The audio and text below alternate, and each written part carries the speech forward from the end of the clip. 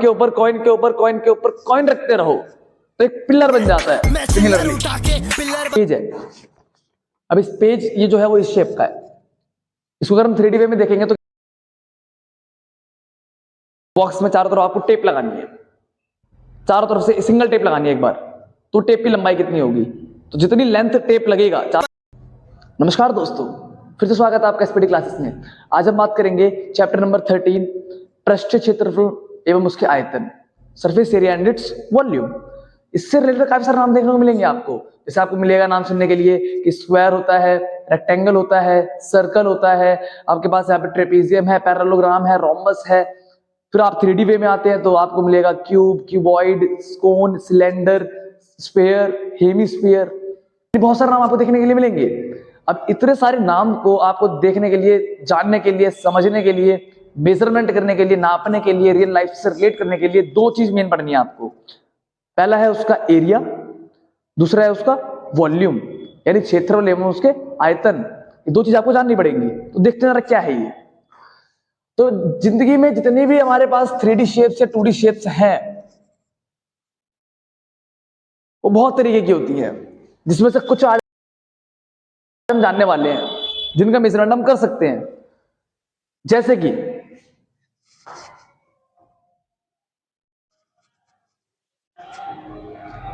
हमारे पास 2D और 3D generally बहुत सारी शेप्स होती हैं, लेकिन हम कुछ को पढ़ने वाले हैं जो हमारे टॉपिक्स में, जो हमारे कॉन्सेप्ट्स में है, जो हमें एक मेजरमेंट देता है। ज्यादातर लाइफ में वही मेजरमेंट्स होती हैं। तो वहां पे देखिए जरा, डी का मतलब क्या होता है यहाँ पे, डायमेंशन।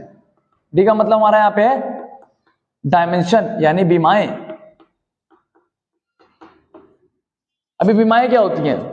जनरली जब भी हम किसी भी एक सब्सटेंस का मेजरमेंट करते हैं तो वो उसकी लंबाई से करते हैं, उसकी चौड़ाई से करते हैं और उसकी ऊंचाई से करते हैं, लेंथ, ब्रेड्थ और उसकी हाइट से करते हैं। अगर हमारे पास इन तीनों में से कोई भी दो चीज है, या तो किसी की ऊंचाई हो, चौड़ाई हो, या लंबाई चौड़ाई हो, तीनों में से कोई सी दो है, उसे बोला जाता है वो है हमारी 2D। और अगर तीनों है तो हम बोलेंगे 3D।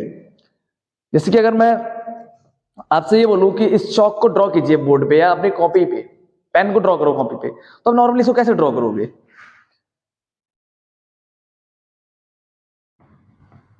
हो गया ड्रॉ। इसमें आपको एक लंबाई मिल रही होगी और इसकी चौड़ाई मिल रही है, लेकिन इसमें हाइट कहने के लिए नहीं मिल रही। आप इसे रेडियस मान सकते हैं, मानेंगे तो वो 3D हो जाएगा। एक इसकी लंबाई हो जाएगी L, चौड़ाई हो जाएगी इसकी ये B ब्रेड्थ, और इसकी हाइट नहीं मेजरमेंट कर पा रहे हो कि चौक कितनी मोटी है, वो इसमें नहीं दिख पा रहा है।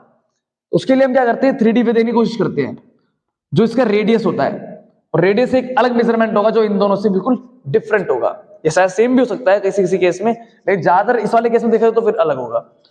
तो लेंथ, ब्रेड्थ और हाइट, तीन आपको डायमेंशन मिल गई, जो रेडियस के नाम पे मिल रही है हाइट आपको। सिमिलरली अगर आपको 2D शेप्स कहा जाए, पहले देखो कितनी 2D शेप्स हैं। 2D शेप्स देखो कैसे हैं। 2D शेप हमारे पास होती है, पहली है हमारे पास सर्कल। आपसे कहा 2D शेप कौन सी है, तो आप बोलोगे पहला है सर्कल। सर्कल में ये आपके पास रेडियस होता है, ये आपके पास डायमीटर यानी व्यास होता है, जो सेंटर से होके गुजरे, और जो सेंटर से होके ना गुजरे उसे बोलते हैं कॉर्ड यानी कि जीवा। उसे बोला जाता है कॉर्ड यानी कि जीवा। ये पहला शेप था। इसका एरिया जो होता है यानी जो क्षेत्रफल होगा वो उसका होता है πr²।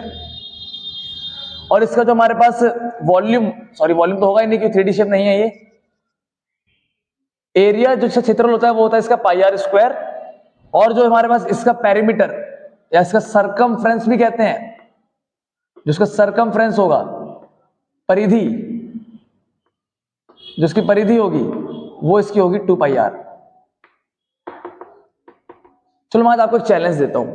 मानो आपने बहुत 2-3 साल 4 साल से समय से आपने पढ़ा हुआ है, बहुत समय से पढ़ा हुआ है आपने कि यार हमारे पता है यार एरिया तो πr² होता है, सरकमफ्रेंस 2πr होता है, लेकिन ये πr² 2πr आता कहां से है? मैं चैलेंज देता हूं, कमेंट में लिखिएगा, बताइएगा कि इसका प्रूफ क्या है, ये कहां से आया πr², कहां से आई है 2πr, फॉर्मूले कहां से आया ये? कहीं ऐसा तो नहीं है आपको कोई गलत पढ़ा रहा हो, कहीं ऐसा लिख दिया गया कि यार ये 2πr² नहीं था, ये तो 4πr² था, लेकिन आपको πr² पढ़ा दिया। ये आया कहां से πr²? बताइएगा जरा कमेंट में। वैसे सही है ये, लेकिन बताना जरा कैसे आया। चाहता हूं कि आपको नाम देना जो अच्छा आंसर दे, लेकिन कैसे? बताना कैसे नाम दे सकते हैं आपको।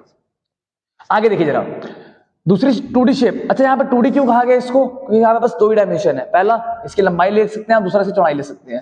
ये सर्कल कितना डेप्थ ले जा रहा है वो नहीं दिख पाएगा आपको।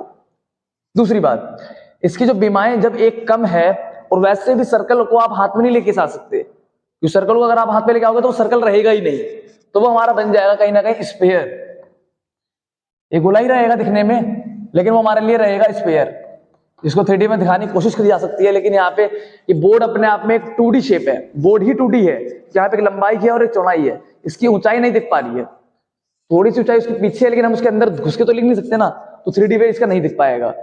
तो इसलिए क्या करना है कि इसका एग्जाम्पल के तौर पर आप इसे समझ सकते हैं, ये बॉल है एक तरीके की। तो बॉल जो होती है वो 3D शेप होती है, लेकिन बॉल को जब ड्रॉ करने के लिए कहा जाएगा तो आप सिंपल सा सर्कल ड्रॉ कर दोगे। कभी भी कॉपी पे, बोर्ड्स पे, किसी वॉल्स पे, दीवारों पे आप जब बनाएंगे, ड्रॉ करेंगे, तो वो 2D शेप होती है। लेकिन जब आप उसको हाथ में ले लेते हो, सामने देखते हो अपने, तो 3D होता है। जैसे चौक 3D है, हम खुद अपने आप में 3D है, ये आप देख पा रहे हैं कैमरे को, वो भी 3D है।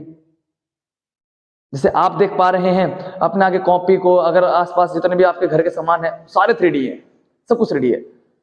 लेकिन जब आप कुछ ड्रॉ करते हैं कॉपी पे तो वो 2D होता है। तो यहाँ पे सेकंड एग्जांपल लेके चलते हैं, वो है आपका स्क्वायर। स्क्वायर में सारी साइड आपस में बराबर होती हैं। स्क्वायर में सारी साइड आपस में बराबर होती है। अगर ये ए है तो ये भी आपकी सारी साइड्स ए ही होंगी। इसका जो एरिया होगा, एरिया मतलब क्षेत्रफल, यानी कि ये वाला कितनी जगह घेर रहा है, वो इसका होता है साइड स्क्वायर, भुजा का वर्ग। ए को ए से मल्टीप्लाई करो, वो इसका एरिया आ जाता है। और इसका जो पैरीमीटर होता है, और इसका जो पैरीमीटर होता है वो होता है यहाँ पे हमारे पास 4a, यानी साइड जमा साइड जमा साइड जमा साइड। इसे मैंने आपसे कहा कि आपके पास ना एक गिफ्ट बॉक्स है, बॉक्स, उस बॉक्स में चारों तरफ आपको टेप लगानी है, चारों तरफ से सिंगल टेप लगानी है एक बार। तो टेप की लंबाई कितनी होगी, तो जितनी लेंथ टेप लगेगा चारों तरफ, तो टेप की जो लंबाई निकालेगी सीधी सीधी निकाल के, वो टेप की लंबाई को कहा जाएगा पैरीमीटर। तो वो पैरीमीटर होता है, यानी कितनी टेप चारों तरफ लगेगी वो पैरीमीटर है। और उस बॉक्स के अंदर कितनी जगह रहेगी, और उस बॉक्स के अंदर ये कितना स्पेस ऑक्यूपाई कर रहा है, कंसीडर कर सकते हो कि वो हमारा कहीं ना कहीं देखा जाए तो एरिया है। आगे बढ़ते हैं। अच्छा, इससे अगर 3D शेप में देखना चाहें, ये तो 2D है, इसको 3D में देखेंगे तो 3D शेप में देखने के लिए आपको क्या करना पड़ेगा, इसको हाइट देनी पड़ेगी। यहाँ पे इसके पास क्या है, एक लेंथ है और एक ब्रेड्थ है। अच्छा, आप कमेंट में लिखिएगा, देखता हूं मैं कितने बच्चे पढ़ने वाले देखते हैं इस वीडियोस को। लेंथ और ब्रेड्थ में लेंथ क्या होती है, अगर इसको लेंथ बोलेंगे तो क्या वो गलत होगा, या इसको लेंथ बोलेंगे तो क्या वो सही होगा। लेंथ दोनों में से कौन होती है, ये बताइएगा मेरे को कमेंट में मेंशन करके। या लेंथ कहते ही किसको है, ब्रेड्थ लेंथ में डिफरेंस क्या है, किसी को भी लेंथ ब्रेड्थ कहा जा सकता है क्या, बताइएगा मेरे को। आगे तो इसको 3D शेप में लेंगे तो ये हमारे पास एक इस तरह का शेप देगा।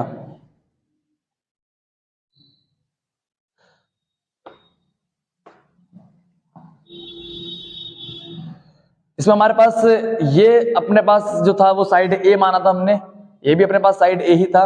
ये हाइट जो नहीं आई है ये भी एक ही होनी चाहिए। जैसे रूबिक्स क्यूब आपने देखा है ना, रूबिक्स क्यूब जो होता है ऐसे खेलने वाला, जिसमें सारे कलर मैच करते रहते हो आप, हर साइड्स के 6 फेसेस के, तो वैसा ही कुछ होता है ये। उसमें सारी, आप कहीं से देखो उसको, देखने में सेम सा लगता है, कलर अगर ना हो तो। इसीलिए आपको क्या करना है, इसको मान के चलना है कि हाइट जो है वो इसके लेंथ और ब्रेड्थ के इक्वल होती है। तो सारी साइड्स जो होंगी वो आपस में इक्वल हो जाएंगी, जितनी भी साइड्स हैं सारी साइड्स आपस में इक्वल हो जाएंगी,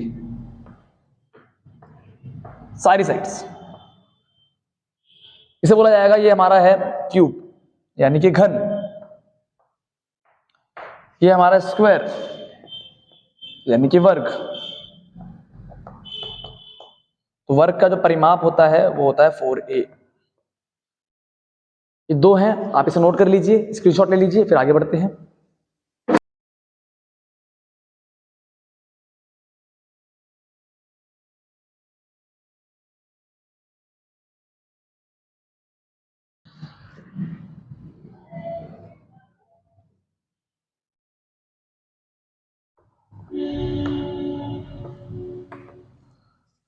जैसे ABCD है, अभी ABCD अगर ये रेक्टेंगल है जिसमें आपको दिख रहा होगा कि आमने सामने साइड आपस में इक्वल होती है इनकी, तो ये साइड आमने सामने के आपस में इक्वल हैं, तो चीजें बेसिक्स ही हैं, लेकिन हमें बेसिक्स से लेके चलना है ताकि एकदम एडवांस लेवल जब बातें कर रहे हो और बेसिक्स वहां पे फंडामेंटल्स कोई कॉन्ट्रोवर्सीज लेके ना आए। तो वहां पे क्या करना है आपके लिए, अपोजिट साइड्स इक्वल होती है इसमें, all angles are of 90 degree, जो डायगोनल्स विकर्ण काटते हैं वो भी आपस में लेंथ में इक्वल होते हैं, मतलब AC जो इक्वल होगा BC के, सॉरी AC जो इक्वल होगा वो BD के इक्वल होगा, डायगोनल्स इक्वल होंगे। और ये एंगल जरूरी नहीं है कि 90 का हो, जरूरी नहीं है, होते भी नहीं है जनरली, इसे कहा जाएगा रेक्टेंगल है। अब इसके इसमें अगर आप इसके एरिया की बात करोगे यानी क्षेत्रफल की बात करोगे तो वो इसका होगा आएगा आपका लेंथ इनटू ब्रेड्थ। सवाल सबसे बड़ा लेंथ कौन होगा दोनों में से, बेशक यही जो लेंथ होती है वो लॉन्गेस्ट साइड होती है, लॉन्गेस्ट साइड, दोनों में जो बड़ी साइड होगी उसे लेंथ कहा जाएगा। अगर ये रेक्टेंगल ऐसे बना होगा जिसमें ये लेंथ है ये ब्रेड्थ है, क्योंकि लंबी साइड इसमें ये वाली है, तो यहाँ पे इसका जो पेरीमीटर होता है, जो परिमाप होता है, परिमाप जो इसका होता है, तो वो परिमाप इसका आएगा, देखो आपने क्या पढ़ा है, साइड साइड को प्लस करना है। अगर ये लेंथ है तो ये भी लेंथ होगी, ये ब्रेड्थ है तो ये भी ब्रेड्थ होगी, साइड साइड को प्लस कीजिए, L plus B plus L plus B, एक L प्लस B, एक L plus B, 2L plus B, जो कि इसका पेरीमीटर होता है। क्लियर? आगे बढ़ते हैं। इसको अगर 3D में देखना है, देखो आप देख पा रहे हो यहाँ पे दो ही हमारे पास लंबाई है और चौड़ाई है यहाँ पे, लेकिन ऊंचाई नहीं है, दो ही शेप्स हमारे पास, सॉरी दो ही डायमेंशन हमारे पास, एक डायमेंशन नहीं है। तो इसको 3D वे में देखेंगे तो कुछ इस तरह दिखेगा।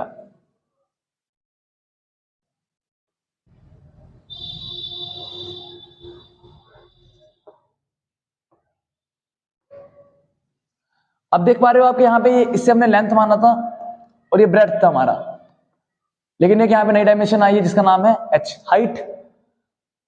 इसके एरिया की बात बाद में करेंगे, इसके वॉल्यूम की बात बाद में करेंगे, सरफेस एरिया की बात बाद में करेंगे। फिलहाल अभी ये जानो कि इसको 3D में अगर देखेंगे तो इस तरह दिखेगा, इसको 3D में देखेंगे तो इस तरह दिखेगा, जिसका नाम है क्यूबॉइड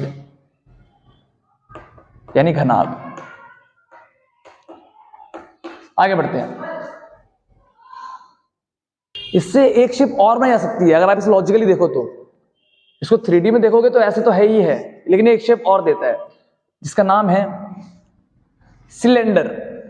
जैसे ये शेप है आपके पास, इस शेप को क्या करो आप, जैसे पेज है, पेज कॉपी का पेज है ना, उसको लो और ऐसे इसको फोल्ड कर दो। इसको अगर आप फोल्ड कर दोगे ना तो वो आपका एक जैसे होता नहीं है रिंग, ऊपर से रिंग नीचे से, और ये आपको 3D में दे देगा, है ना, ऐसे बनेगा ना ये आपको फोल्ड करने पे। आपको दिखाता हूं प्रैक्टिकली। जैसे हमारे पास ये पेज है, अब इस पेज ये जो है वो इस शेप का है, इसको अगर हम 3D वे में देखेंगे तो कैसे दिखेगा, देखो इसको ऐसे फोल्ड कर दीजिए, इसे फोल्ड कर देंगे तो ये 3D वे में बनेगा, और ये 3D वे आपका इस शेप का है, ये रहा। ये थोड़ा सा I think this is done, ये आपका इस शेप का आएगा। और ये जो शेप है वो कहीं ना कहीं देखा जाए कहा जाता है इसे सिलेंडर यानी बेलन। अबे ध्यान से देखो, ये है तो शीट ही, शीट को फोल्ड करके नई शेप बनाई गई, लेकिन अब इसमें हाइट आ गई, देखो इसमें एक हाइट आ गई, इसे हाइट कहा जाता है। इसको आप हाथ में ले सकते हो, लेकिन इसको आप हाथ में लेके नहीं आ सकते। अगर इसको आप जबरदस्ती से खींचने की कोशिश करोगे हाथ में तो वो ये शेप देगा, इसकी हाइट आएगी। जैसे हमारे कॉपी हो गई, जैसे हमारी किताबें हो गई, जैसे आपके पास बॉक्सेस हो गए, जनरली जो हमारा रूम हो गया, ये सारा इस शेप का होता है। अगर आप रूम को भी देखोगे तो इस रूम में, जैसे आप रूम में बैठे हैं तो सबसे लंबी जो दीवार होगी वो लेंथ नीचे डिनोट करेगी, उसके बगल वाली छोटी दीवार होगी तो वो ब्रेड्थ डिनोट करेगी, और ये ऊंचाई जो होती है इसे हाइट कहते हैं। आगे बढ़ते हैं। इसमें सिलेंडर में इसको इसकी सिलेंडर की हाइट कहा जाता है, जो कि इक्वल इसके होता है ब्रेड्थ के। ये जो सरकमफ्रेंस है, परिधि है, ये परिधि यही है जो ये लंबाई है, ये इसी को तो फोल्ड किया गया है L, जो कि सर्कल होने के बाद परिधि जो होती है वो 2 पाई r होती है। आपने थोड़ी देर पहले पढ़ा था सर्कल में, circumference of circle 2 pi r, जो हमारी वृत्त की परिधि होती है वो 2 पाई r होती है।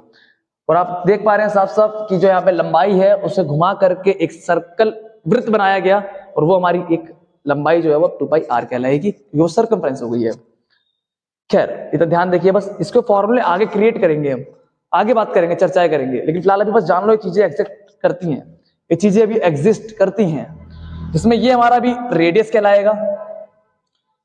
नीचे से भी सर्कल आप कह सकते हो, नीचे से देखोगे तो वो भी सर्कल ही तो दिखेगा नीचे से, और इन दोनों के दोनों रेडियस की जो डिस्टेंस होती है वो अपनी वही हाइट है। आगे बढ़ते हैं। अच्छा ये 2D और ये 3D है, यानी रेक्टेंगल से जो है वो तुम्हारे पास दो शेप्स बन के आती है, पहली क्यूबॉइड है ना, क्यूबॉइड और एक सिलेंडर। अभी देखो सिलेंडर जो है ना वो एक तरीके से और बन सकता है, जिसे आपने पढ़ा है थोड़ी देर पहले, सर्कल जो वृत्त है, जो वृत्त होता है, आप क्या करो एक सर्कल लो, इस सर्कल के ऊपर सर्कल, सर्कल के ऊपर सर्कल, एक सर्कल, दो सर्कल, चार सर्कल रखते रहो, सर्कल के ऊपर सर्कल रखते रहो, एक सर्कल, उसके ऊपर एक सर्कल और रख दो, दूसरा सर्कल, एक सर्कल और रख दो, तीसरा सर्कल, चौथा सर्कल, पांचवा सर्कल, छठा सर्कल, सातवां सर्कल, सर्कल के ऊपर सर्कल रखते रहोगे, ये अपने आप में जो होगा एक टाइम के बाद आपको क्या बना देगा, जैसे कॉइन के ऊपर कॉइन के ऊपर कॉइन के ऊपर कॉइन के ऊपर कॉइन रखते रहो तो एक पिलर बन जाता है। सिमिलरली कॉइन को आप सामने से अगर देखोगे तो वो आपको सर्कल नजर आएगा, लेकिन वो है नहीं सर्कल, है वो सिलेंडर, क्योंकि उसकी भी अपने आप में एक डेप्थ होती है, एक ऊंचाई होती है, एक उसकी भी अपने आप में गहराई होती है, या हाइट कह सकते हो आप उसको, तभी तो आप उसको हाथ पे ले पाते हो, तभी तो 3D है, वरना 2D नहीं होगा वो।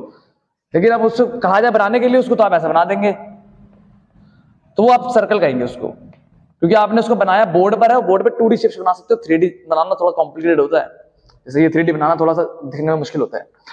आगे बढ़ते हैं, आगे बढ़ते हैं थोड़ा सा।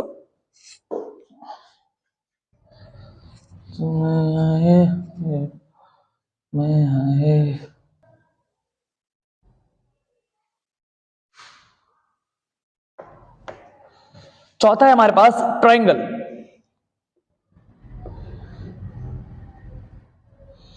देखो एक तो होता है जनरल ट्रायंगल, उस जनरल में हमने यहाँ पे एंगल 90 का लिया है, उस केस में क्या होगा, अब ये ट्रायंगल जो है, जो ट्रायंगल है, जो हमारा त्रिभुज है, ये तो 2D शेप है भाई, जिसमें इसकी हाइट होती है, ये इसका बेस यानी आधार होता है, लेकिन अगर हम इसको 3D में लेके आए तो 3D में एक शेप देता है ये, तो 3D में एक शेप तो इसका निकलेगा, वो तो होगा भाई इसका प्रिज्म, है ना। प्रिज्म ऐसे, जैसे आपके पास अगर ये वाला ट्रायंगल है जनरल, और आपने इसको 3D में खींचा बाहर, तो बाहर अगर खींचोगे तो इससे जो बनेगा प्रिज्म बनेगा, तो कुछ इस तरह बनाएगा,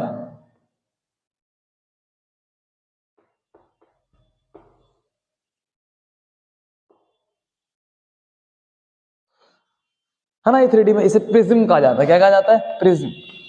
साइंस वाले बच्चों ने पढ़ा भी होगा इसे, साइंस साइड,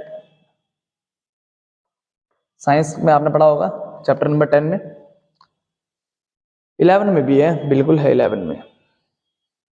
आगे, अब ये ट्रायंगल जो है, उस ट्रायंगल से आप एक शेप और बना सकते हैं। अगर इस ट्रायंगल को अगर हम रोटेट करें, ऐसे करके घुमाएं, ध्यान से देखो जरा इधर, ये ट्रायंगल है, मैं इधर बनाता हूं, थोड़ा बड़ा सा बनाता हूं इसको, ये ट्रायंगल है, आपने इसको उठा के ऐसे रोटेट करवा दिया, रोटेट करवा रहे हो इसको, आप रोटेट करवा रहे हो, है ना, ये फिक्स है आपका, ये फिक्स है, ये फिक्स डंडे रख दिया आपने एक, और एक ट्रायंगल बन रहा था उधर, और इस ट्रायंगल उठा के ऐसे रोटेट करवा रहे हो इसको, रोटेट जब करवाओगे आप तो ये आपका एक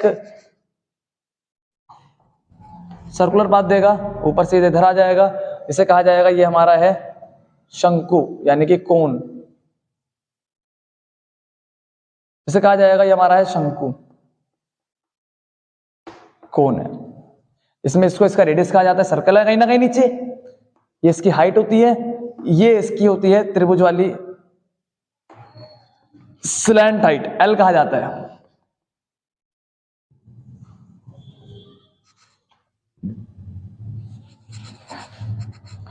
इसे एल कहा जाता है, स्लैंट हाइट,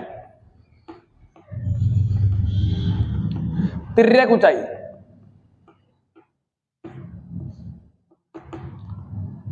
थोड़ा जगह कैसे हो पा रहा है, थोड़ा कोई बात हम लिख लीजिएगा, स्लैंट हाइट, हाइट रेडियस, तिर्यक ऊंचाई, ऊंचाई त्रिज्या, ये 3D शेप्स है हमारे पास।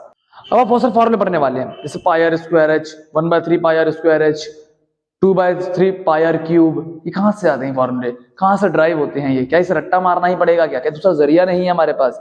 देखो याद तो ऑटोमेटिक हो जाएगा, लेकिन हम बात करेंगे यहाँ पे पहले समझने की, वो फॉर्मूले आते कहाँ से हैं। जब फॉर्मूला क्रिएट करना सोचेंगे तब आपके पास ये माइंड में बैठ जाएगा यार कि ये जो क्वेश्चन आता है ना, क्वेश्चन मेरे को समझना है पहले, उसके बाद सॉल्व करना है। ऐसा नहीं कि आर दिया हुआ, एच दिया हुआ, सीधा देखा फॉर्मूला पुट किया, कई बार आंसर गलत आता है क्योंकि पूछता वो कुछ और है उससे। आजकल जो क्वेश्चन आ रहे हैं वैसे भी लॉजिकल बेस आ रहे हैं, आपको उसके बेस पे करना पड़ेगा।